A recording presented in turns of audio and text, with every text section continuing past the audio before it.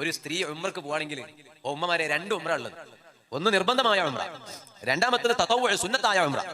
നിർബന്ധമായ ഉംറ എന്ന് പറഞ്ഞാൽ ജീവിതകാലത്ത് ഒരു വട്ടം ചെയ്യാനുള്ളതാണ് നിർബന്ധമായ ഉംറ. ആ ഫറലായ ഉംറ കഴിഞ്ഞാൽ പിന്നെ ഉള്ളതൊക്കെ സുന്നത്തായ ഉംറയാണ്. രണ്ടാമത്തെ ഉംറ സുന്നത്താണ് ആണിനും പെണ്ണിനും.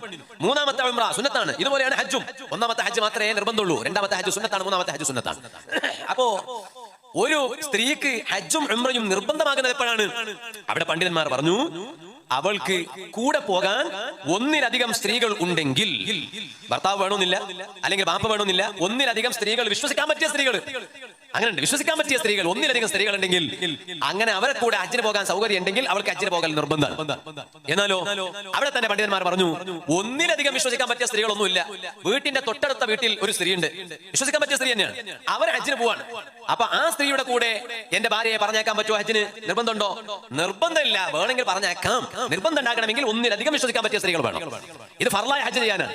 ഇനി ഒരു തവണ ഹജ്ജ് കഴിഞ്ഞതാണ്, എന്നാ പിന്നെ സ്ത്രീ രണ്ടാമതായി ചെയ്യുന്ന ഹജ്ജോ രണ്ടാമതായി ചെയ്യുന്ന ഉംറയോ, ആ ഉംറക്ക് പറഞ്ഞേക്കണമെങ്കിൽ നാട്ടിലെ കുറെ സ്ത്രീകൾ പോകുന്നത് കൊണ്ട് നിങ്ങളെ ഭാര്യമാരെ അവരെ കൂടെ പറഞ്ഞേക്കാൻ പറ്റൂല, കടുത്ത ഹറാമാണ്.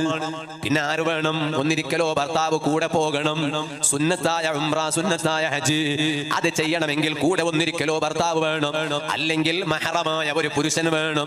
എന്ന് പറഞ്ഞാൽ തൊട്ടാൽ മുറിയാത്ത പുരുഷൻ അതാരാണ്? ബാപ്പയാണ്. അതുപോലെ തന്നെ സഹോദരങ്ങളാണ്.